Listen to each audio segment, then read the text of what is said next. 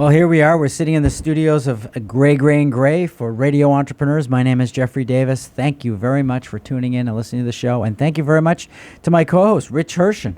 Hey, Jeff, how are you? Jeff, we've done a lot of interviews together over the years, and every once in a while we get some food samples, which you know I always like. Yeah. But I think this is the first one where they brought in an entire wall to show us. Yes. So I'm excited for our next guest.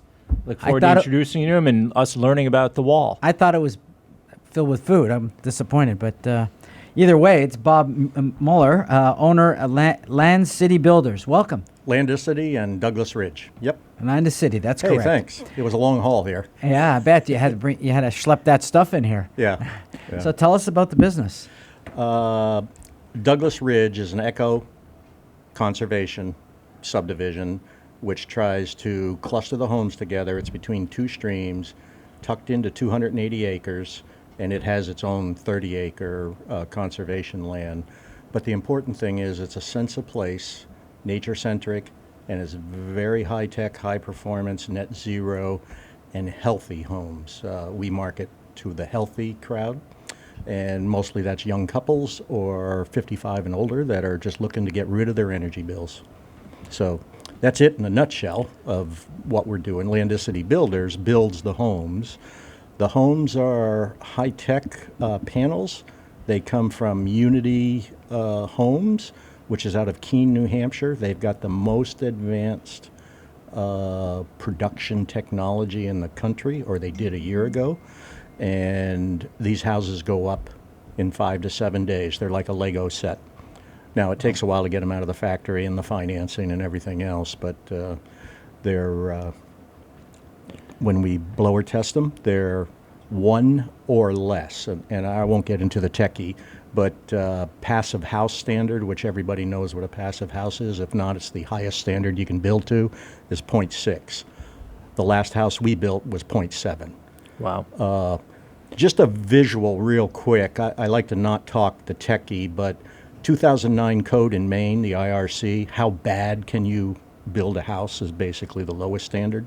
That's the equivalent of 3 square feet in a hole in a wall.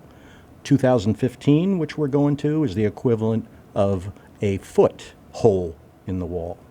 These homes are a dryer vent.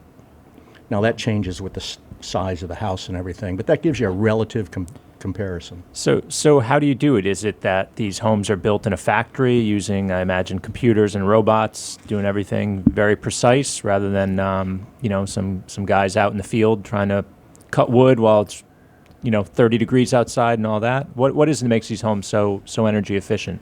Yeah, great question. On the top level, it's very highly engineered. The history is from Benson Wood, who is the guru of timber frame and custom homes. Ted Benson is the owner. He wanted to create a high-tech, affordable home. So these homes have, they're dry. The wood is sourced locally if he can. And they're highly engineered on being extremely high insulation, especially airtight, and they're dry. There's no mold that shows up like a stick-built house. Even if you keep it as dry as you can, it gets mold in the plates eventually. Mm-hmm. So I don't know if that answers your question in the technical sense, other than it's a pretty high-tech wall, very thick and very quiet. So explain to us what you brought here, this wall sample. Sure. I brought a section of a wall, and this is representative. The design has changed a little bit, but the pattern's the same.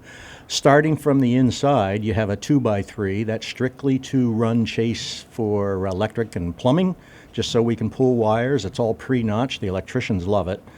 Then you have a sheathing, like you would see on most insides of the house. That's a barrier.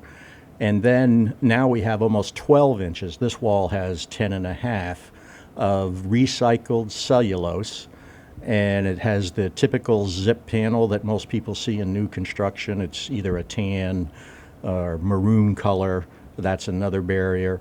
And then we have a rain shield and siding, and the siding can be anything you want. One thing about the factory, it is high tech. A bundle of 2x4s come in.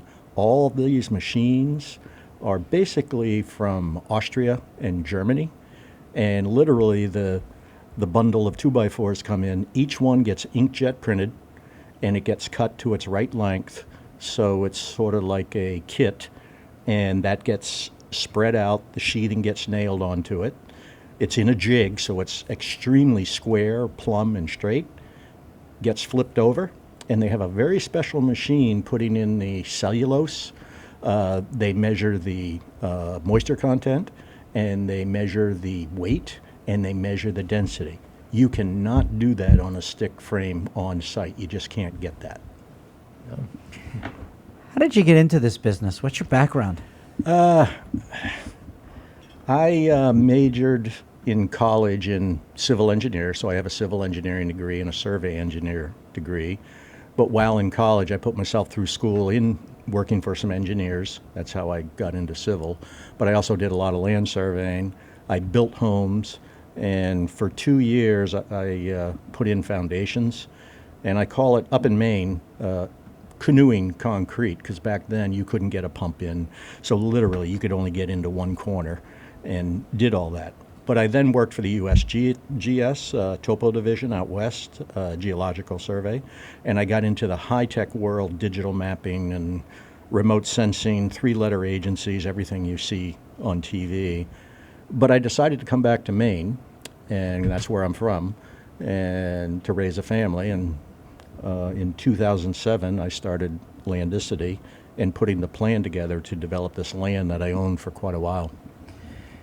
It's interesting. I always feel like one of the great benefits of having radio entrepreneurs is that I'm always learning and learning about different businesses and different things, different people. So, What about the cost? So I would imagine there's some savings having it built in a factory, but the technology or the materials and the amount of materials used certainly seem more than your traditional stick-built house. How is the cost compared to a traditional construction? and are there subsidies in some states for building this way? There are, but not in Maine. And that's a good question. Everybody thinks a high-tech house, a high-performance house is more expensive. I'm finding the total house is maybe 2 to 5 more, but you make that up. In Maine, our typical heating bill is $400 to $6,500. These things sip energy. You literally can. I did a calculation once, and if you take 12 hair dryers, you could heat this whole house. I don't know what your electric bill would be, but they are very, very efficient. The cost to produce the wall. A lot of builders build walls at local building supply, but they're a 2x6 wall. They get them and then they stand them up. This wall, one, it's less expensive to make. Certainly if we did it on site, the wall comes complete with the windows in it, and these are triple pane windows. So each panel could be 20 feet long, gets set up. It's cheaper. I don't have to worry about labor. Framing crews are hard to get. All the labor's in a factory. It's less labor.